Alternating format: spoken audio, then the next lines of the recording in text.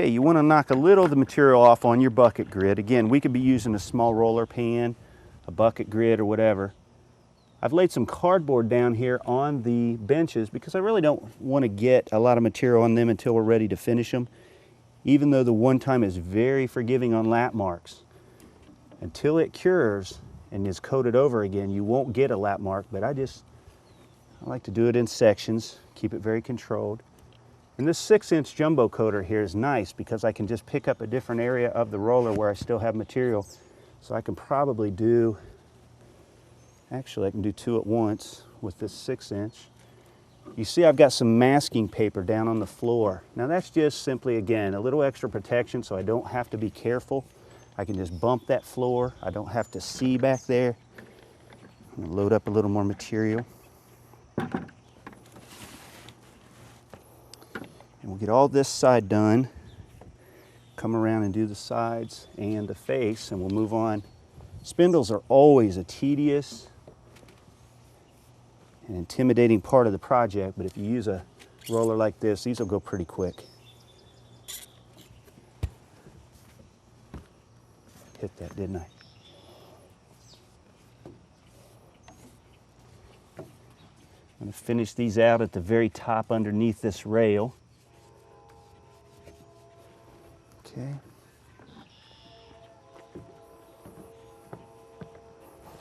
Let's set this on a nice level area.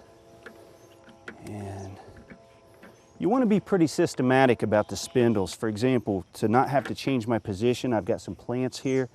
Just get in a good position. I'm going to do all the right sides of these from left to right.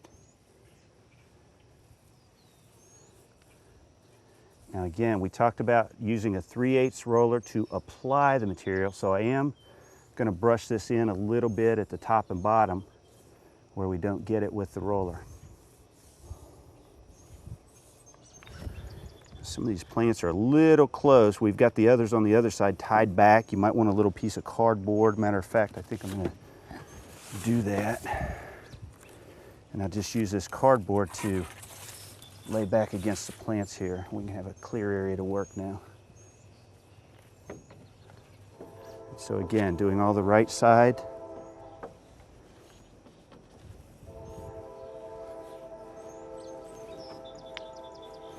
A little more material.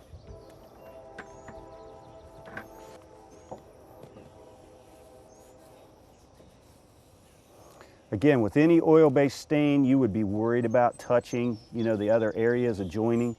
We're going to get right back on those anyway. But the one time is so forgiving. And we'll even use this end of the roller. Let's really flood these saw cuts here at the top. This is a particular problem area on most decks because it's just an open saw cut. So we'll probably hit these a couple of times while we're in this section. Let that soak in a little bit. Again.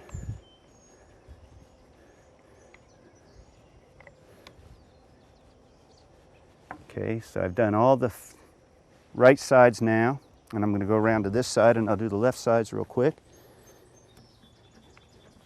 Again, this is going to be a whole section of spindles done pretty quickly. And again, if I didn't have the plants here and I had a little more room, if the bench wasn't there on the deck, we'd probably just use this little short-handled roller. But you could use a pad applicator on your spindles, as we discussed, and we might grab one here and just to look at it and see how it does. But this is usually the best way, just either the 6-inch or the 4.5-inch jumbo coater. It's always our product of choice. And we'll just finish these spindles out.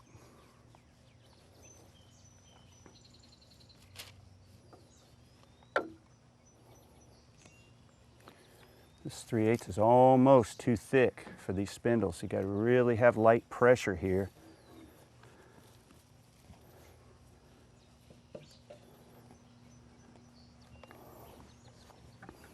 I might even want my smaller roller out here. It's a little tight. I think I'm going to go get that. And you can kind of adapt as you go. If something isn't working, try something different, as they say. But again, all we're trying to do here is just get the one time on the wood. We'll go back with our brush. I'm going to knock a little of that off there.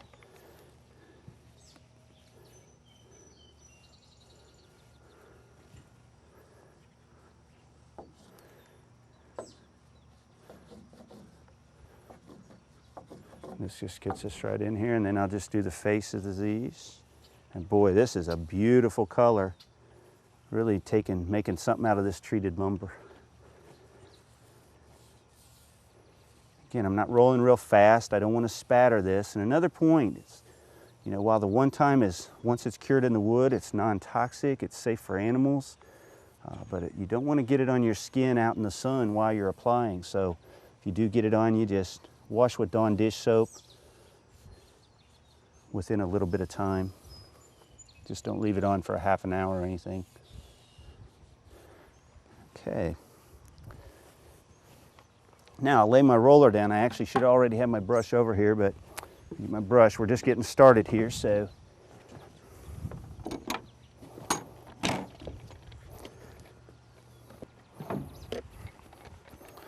As I said, we've got some areas on the corners and areas where we'll have to go with the brush now. And we've got the tops and bottoms, so I can either start at the top or bottom. I'm going to start here. And this probably, because this is such a tight area, we're just going to go ahead and brush this in.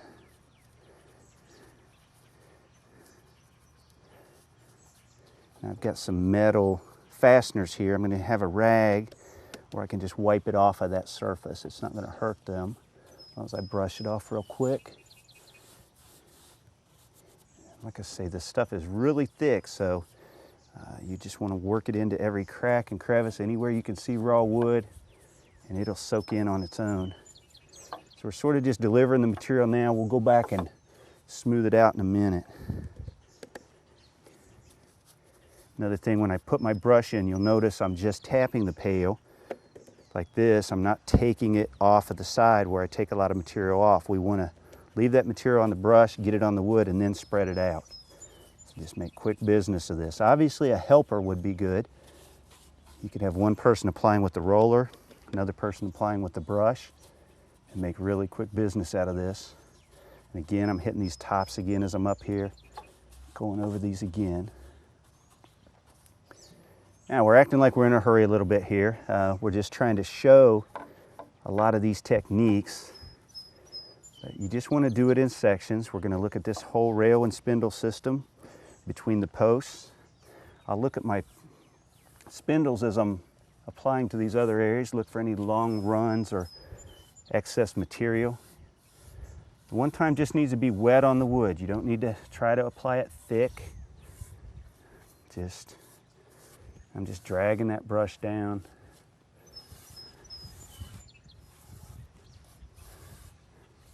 And again, this roller puts it on pretty even. You don't necessarily have to back brush, but I just want to make a nice looking project here for this homeowner.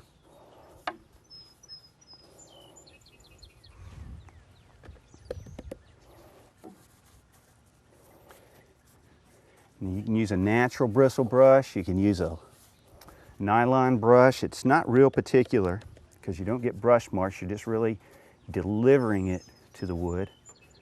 I've got a little Worcester Yachtsman here. This is a little inexpensive brush. I'm probably not going to clean it up. If you did need to clean up a brush, you'll use mineral spirits or concentrated simple green.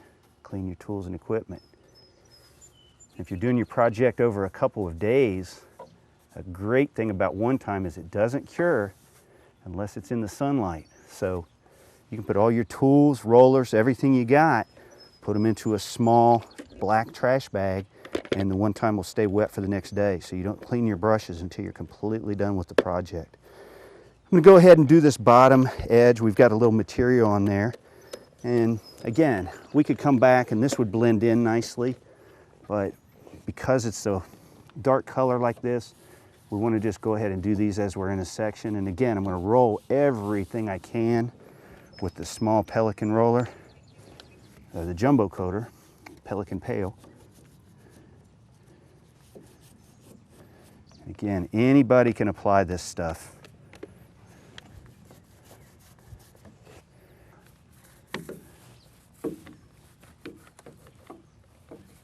Again, no real method or madness to this, or rhyme or reason.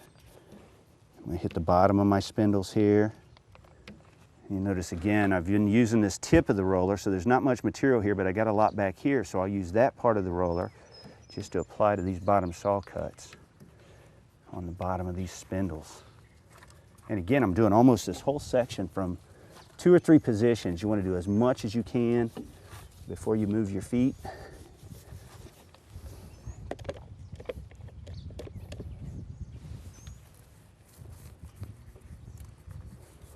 And again, we've got a couple little areas behind the spindle. This is, again, every construction and design is going to be different, so we can't really show a whole lot of specifics without allowing for some modification. You may want to do all this with a brush. You may want to use a pad applicator. Just depends on your particular construction.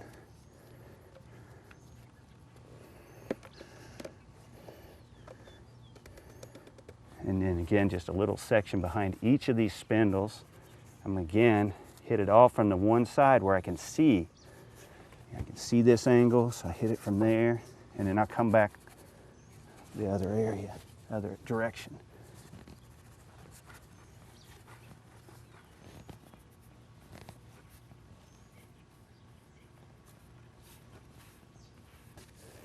See how much we've done with the roller. Very little brushing here.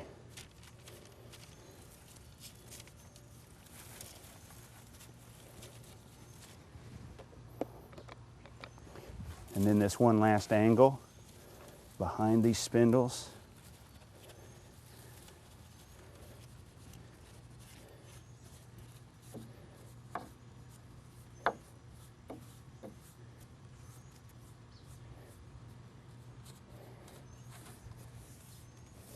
And one final look at everything. I'm just going to again hit each of these spindles one time, maybe.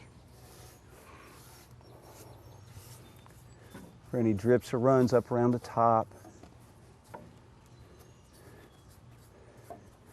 You don't want to keep applying. We can actually see where it's soaking in some areas here, but it's also, the sun's out, so this is going to start soaking in and curing pretty quick. You don't want to go back and keep reapplying. Once you've got color on the wood, it's nice and glistening, then just let it dry in and soak in. Boy, it's getting warm here.